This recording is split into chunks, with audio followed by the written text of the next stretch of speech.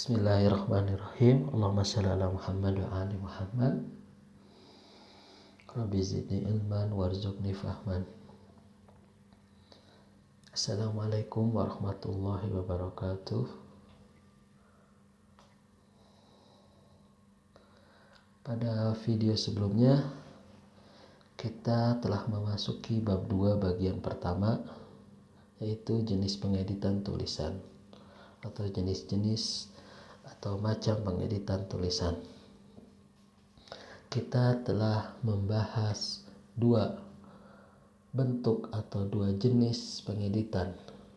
Pertama, pengeditan substansi, pengeditan atau juga disebut dengan pengeditan isi atau konten, dan yang kedua adalah pengeditan struktural atau juga disebut dengan pengeditan organisasi tulisan.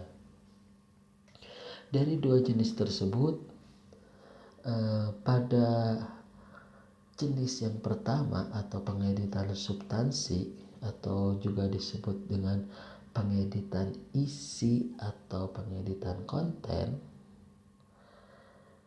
biasanya si penulis bertujuan untuk memastikan isi tulisan. Apakah isi tulisannya itu sudah sesuai, apakah sudah lengkap, apakah sudah logis. Dan si penulis akan dituntut oleh 3 pertanyaan. Yang pertama, apakah topik itu sesuai dengan tujuan tulisan, dan apakah informasi penting sudah disampaikan atau tidak, dan apakah argumen yang dibawakan dalam tulisan tersebut sudah masuk akal apakah tidak. Sedikit kita baca dari video sebelumnya. Pengeditan substansi atau isi atau pengeditan konten. Tujuan utamanya adalah memastikan isi tulisan sudah sesuai, memastikan tulisan sudah lengkap, memastikan tulisan sudah logis. Jadi fokus si penulis ada 3 pertanyaan. Yang pertama, apakah argumen masuk akal, apakah tidak, sudah logis, apakah tidak. Dan yang kedua, apakah informasi penting sudah disampaikan ataukah tidak, apakah belum. Dan yang ketiga, apakah topik sesuai dengan tujuan, apakah tidak sesuai. Dan sebelumnya kita juga telah membawa contoh dari sebelum diedit dan sesudah diedit. Seperti remaja zaman sekarang tidak membaca karena mereka sibuk bermain. Lalu kita edit menjadi banyak remaja saat ini kurang minat membaca karena lebih tertarik pada hiburan digital seperti media sosial dan game online. Jadi penulisan setelah diedit lebih spesifik dan tidak menggeneralisasi. Itu perbedaan sebelum diedit dan sesudah diedit dari jenis pengeditan substansi atau pengeditan isi atau pengeditan konten. Dan jenis pengeditan yang kedua seperti kemarin kita bahas mengenai pengeditan struktural atau organisasi tulisan. Jadi pengeditan yang terfokus pada struktural, pengeditan yang terfokus kepada organisasi tulisan. Jadi si penulis biasanya pada pengeditan struktural ia harus mengecek ulang apakah alur dan urutan setiap paragraf itu sesuai, mendukung, atau saling memiliki transisi apakah tidak. Dan si penulis juga dituntut oleh 3 pertanyaan. Yang pertama, apakah paragraf itu saling mendukung? Apakah tidak? Apakah setiap paragraf itu saling mendukung? Apakah tidak? Yang pertama. Dan yang kedua, apakah transisi antar paragraf itu mengalir? Apakah tidak? Yani apakah antar paragraf satu sama lain memiliki transisi? Apakah tidak? Dan yang ketiga, apakah ide utama itu muncul di tempat yang tepat? Apakah tidak muncul di tempat yang tepat? Itu tuntutan 3 pertanyaan bagi penulis saat berada di pengeditan struktural atau pengeditan organisasi tulisan. Seperti yang pernah kita bahas ya, seperti ini. Jenis atau macam pengeditan kedua adalah pengeditan struktural organisasi tulisan. Bertujuan mengecek alur dan urutan, mengecek alur paragraf atau mengecek urutan paragraf atau mengecek bagian tulisan.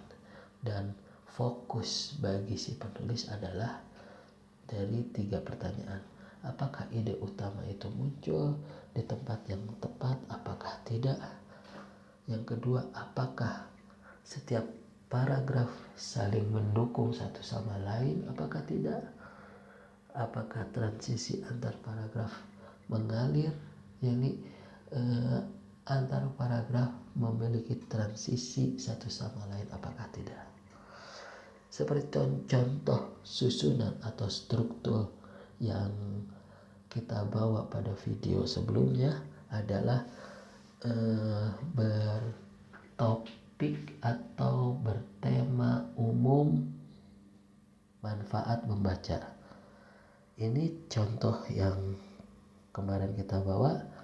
Sebelum diedit, struktur atau susunan atau bagan atau rangkaian dari penulisan sebelum diedit seperti ini. Manfaat membaca yang pertama, yang kedua pengertian membaca, dan yang ketiga kesimpulan.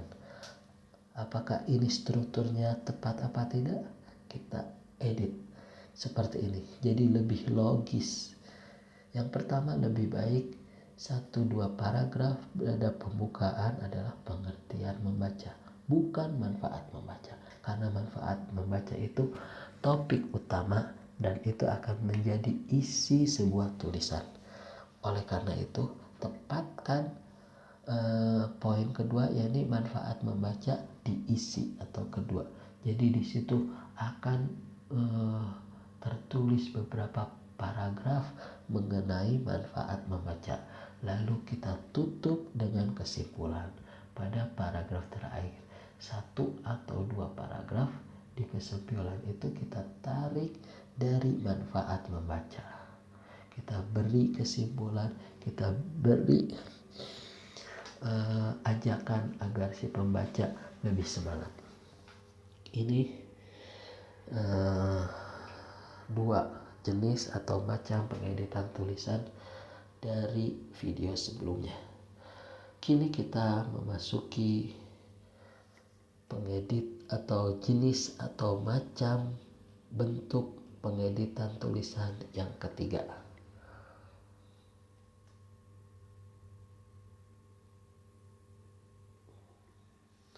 Jenis atau macam atau bentuk pengeditan tulisan yang ketiga adalah pengeditan gaya bahasa atau disebut juga pengeditan diksi atau juga disebut pengeditan nada. Biasanya si penulis saat berada di jenis atau macam pengeditan tulisan yang ketiga atau pengeditan diksi, dia harus mampu memperbaiki pemilihan kata, mana kata yang lebih menarik, mana kata yang lebih pas untuk audiens yang kita tuju. Dan ia juga harus menggunakan gaya penulisan agar gaya penulisan itu sesuai dengan gaya audiens. Jika audiensnya itu anak-anak, maka kita pilihlah kata-kata atau diksi sesuai dengan anak-anak agar anak-anak tersebut dapat mencernanya. Dan jika tulisan kita itu untuk atau target pembaca kita itu audiens kita itu remaja, kita harus bisa memilih kata atau diksi sesuai remaja zaman sekarang. Dan jika audiens atau tujuan target pembaca kita adalah profesional, maka kita harus bisa memilih kata-kata atau diksi yang sesuai bagi audiens kita, para profesional. Seperti contohnya membawa kalimat-kalimat asing yang bagi audiens atau si pembaca yang profesional itu merasa nyaman. Dan gaya penulisannya juga kita harus bisa mencocokkan sesuai audiens. Apakah audiensnya itu anak-anak, apakah audiensnya itu remaja, apakah audiensnya itu profesional.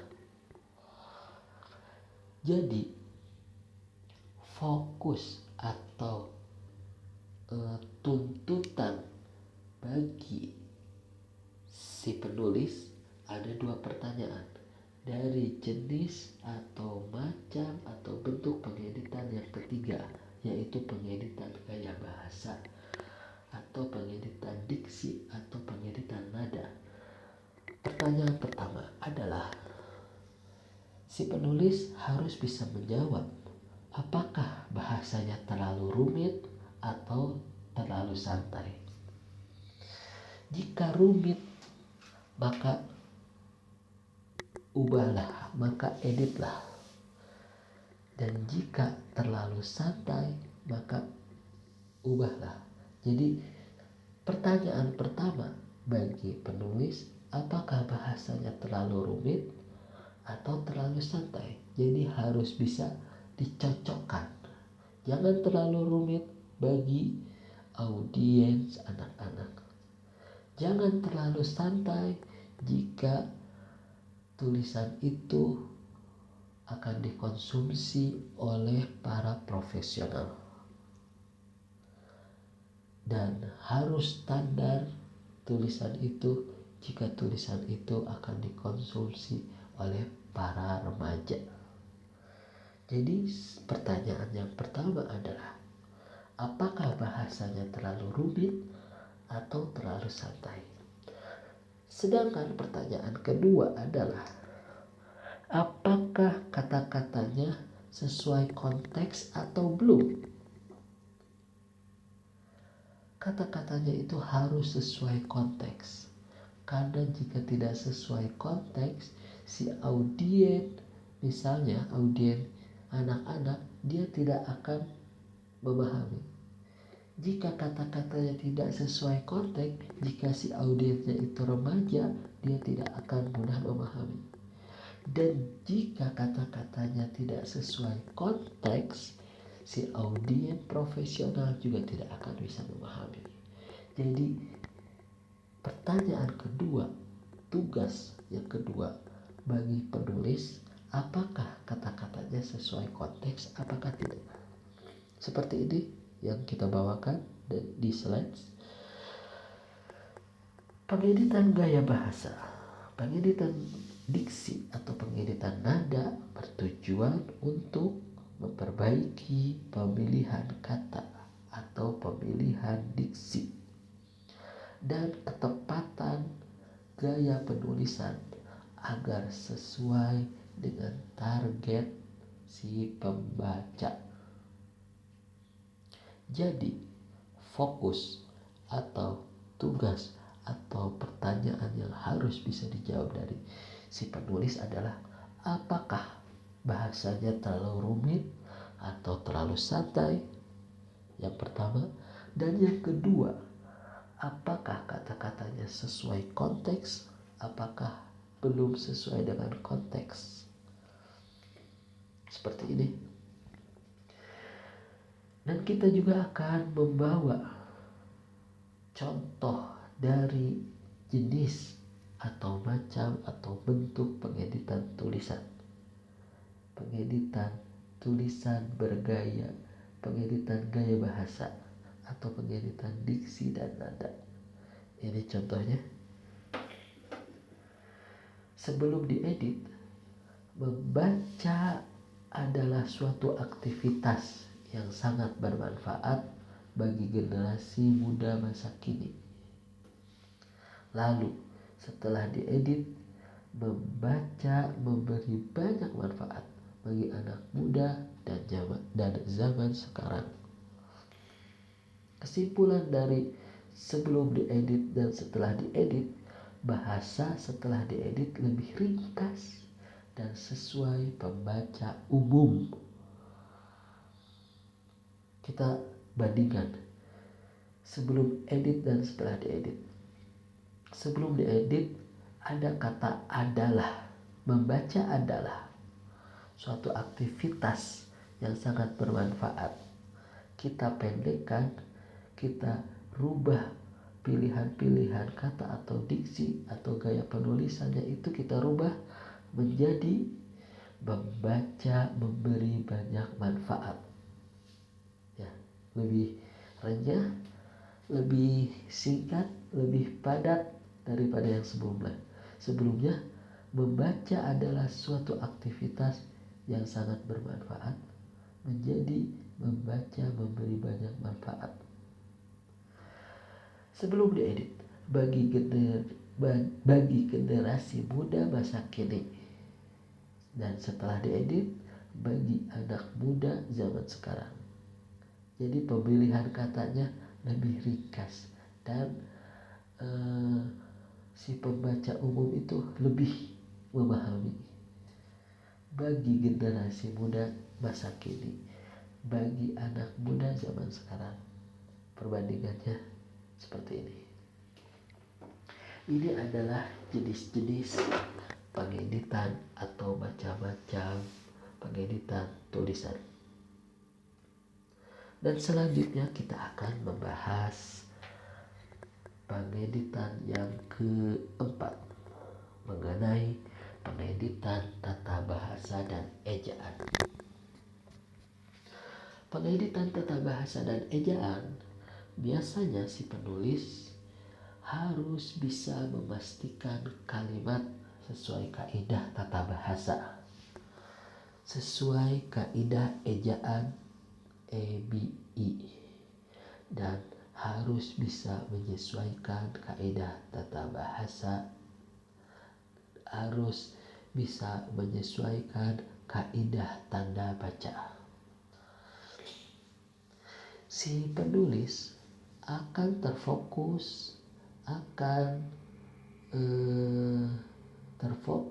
pada yang pertama akan terfokus pada tanda baca seperti titik, koma, tanda petik, tanda seru, tanda tanya, titik 2, seperti itu.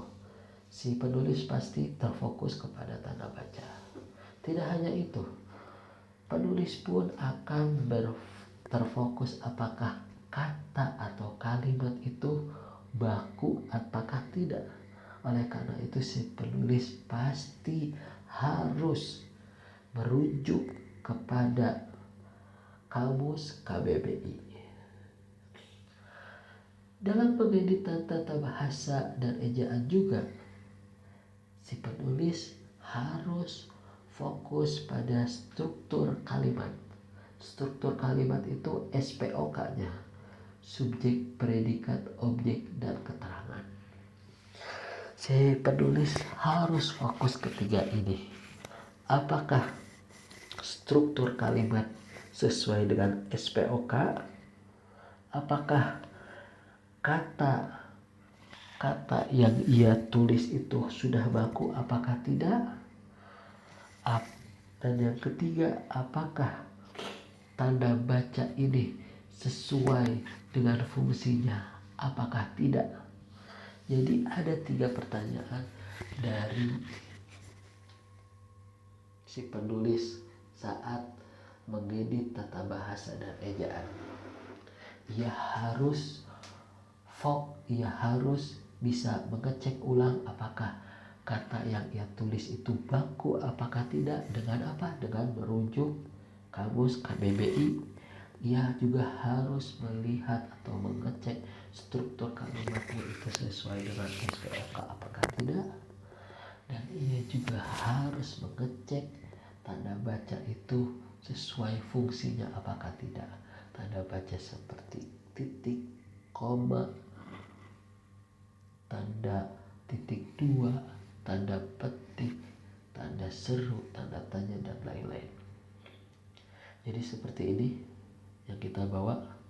Pengeditan tata bahasa dan ejaan biasanya bertujuan untuk memastikan kalimat sesuai kaidah tata bahasa. Harus sesuai dengan kaidah ejaan EBI. Harus sesuai dengan kaidah tanda baca. Harus sesuai tanda baca itu dengan fungsinya. Oleh sebab itu, si penulis pasti akan fokus kepada 3 hal ini. Yang pertama, penulis harus fokus pada tanda baca seperti titik, koma, dan lain-lainnya. Dan si penulis juga harus fokus kepada struktur kalimat, bagaimana SPOK-nya. Dan si penulis juga harus mengecek ulang apakah kata-kata yang ia tulis itu baku apakah tidak.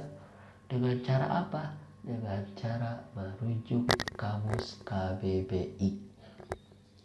Sekarang udah enak ya.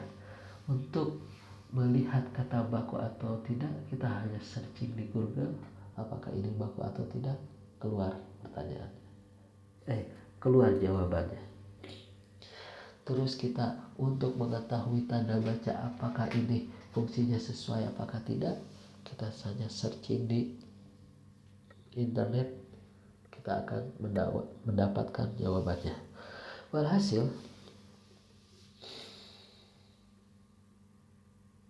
Walhasil kita akan membawa contohnya seperti ini. Sebelum diedit, membaca buku itu penting, karena dapat menambah pengetahuan. Sesudah diedit, kita fokus pada sesudah diedit. Membaca buku itu penting, karena dapat menambah pengetahuan. Contoh yang Al-Fakir tulis. Contoh si penulis harus fokus pada fungsi tanda baca seperti koma. Itu yang pertama. Yang kedua, si penulis harus fokus kepada kata baku. Dengan apa? Dengan cara apa? Dengan cara mengecek ulang kepada kamus KBBI. Oleh karena itu, perbandingan sebelum diedit dan sesudah diedit dari kata karena sebelum diedit ternyata tidak baku, setelah diedit kita bawa kata baku dan kita cek dari kamus KBBI karena, lalu kita ganti membaca buku itu penting, karena dapat menambah pengetahuan. Ini adalah jenis dari pengeditan tulisan, pengeditan tata bahasa dan ejaan. Dan yang terakhir, kita akan masuk kepada jenis, macam, atau bentuk pengeditan yang terakhir.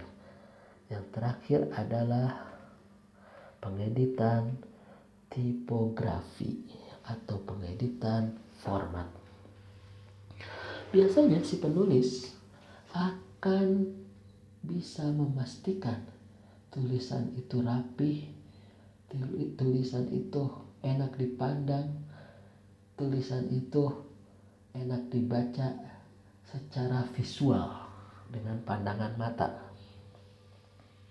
bukan struktur ya, dengan pandangan mata enak dipandang. Maka oleh karena itu si penulis akan dituntut pada beberapa hal. Yang pertama, apakah ukuran fontnya itu sesuai apakah tidak? Apakah perlu spasi apakah tidak? Apakah perlu enter apakah tidak? Terus dia juga harus dituntut apakah penomorannya itu sudah benar apakah tidak? Apakah penulisan judulnya dan subjudulnya itu sudah tepat apakah tidak? Dan si penulis juga akan dituntut apakah konsistensi gaya penulisannya itu sama apakah tidak. Contoh atau misalnya adalah penulisan istilah asing. Istilah asingnya itu kita tulis miring apakah tidak, kita tulis tebal apakah tidak. Jadi ada 3 tuntutan. Pertama, ukuran font, spasi atau marginnya itu sudah sesuai apakah tidak. Dan yang kedua, apakah penomoran dan penulisan judul atau subjudulnya itu sesuai apakah tidak. Dan yang ketiga adalah konsistensi gayanya. Apakah istilah asing atau tulisan istilah asingnya itu sesuai apa. Kita baca seperti ini. Tujuan memastikan tulisan rapi dan enak dibaca secara visual atau pandangan mata atau kasat mata bagi si audien atau si pembaca. Fokusnya apa? Fokusnya adalah ukuran font, spasi, margin. Fokus yang lainnya adalah penomoran, penulisan judul atau subjudul sesuai apakah tidak. Dan yang terakhir adalah konsistensi gayanya. Harus sering. Ini contohnya. Contoh dari pengeditan tipografi dan format adalah sebelum diedit. Manfaat membaca. Tulisannya sama ya. Fontnya sama. Cuma dikasih strip. Menambah ilmu. Strip. Melatih konsentrasi. Namun setelah diedit lebih enak dilihat. Manfaat membaca itu kapital. Bukan kapital. Iya, yang setiap subjudulnya itu kapital pada awal tulisan dan ia di blot, jadi lebih tebal. Tulisannya lebih tebal. Manfaat membaca. Dia tidak hanya seperti yang sebelum diedit, hanya garis tanpa spasi. Kita kasih titik, nambah spasi, dan M-nya itu menambah ilmu, M-nya itu besar. Tidak berbeda dengan sebelum diedit. Dia M-nya masih kecil. Jadi kalau kita lihat ya, ini juga agak hancur. Nanti insya Allah pada PDF yang akan Al-Fakir bagi lebih rapih tulisannya. Jadi manfaat membaca di kiri, manfaat membaca yang setelah diedit di kanan. Dia lebih enak dipandang. Walhasil ini adalah pengeditan tipografi. Dan kita akan ringkas dari video ini seperti ini, ringkasan table. Jenis pengeditan ada 5. Pertama, substansi atau pengeditan isi. Fokus utamanya di mana? Kebenaran dan kelengkapan informasi. Contoh masalahnya itu adalah isi terlalu umum, tidak logis. Jenis pengeditan yang kedua adalah pengeditan struktural atau organisasi.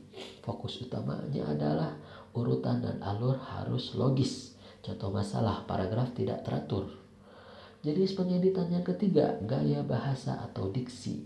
Fokus utamanya adalah nada dan pilihan kata. Contoh masalah adalah bahasa terlalu rumit atau kaku. Jenis pengeditan yang keempat, tata bahasa dan ejaan. Fokus utamanya adalah kaidah bahasa dan tanda baca. Contoh masalahnya adalah kalimat rancu, ejaan salah.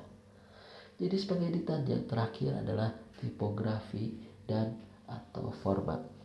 Fokus utamanya adalah tampilan visual tulisan. Huruf tidak konsisten. Pada contoh masalahnya, huruf tidak konsisten dan huruf tidak rapi.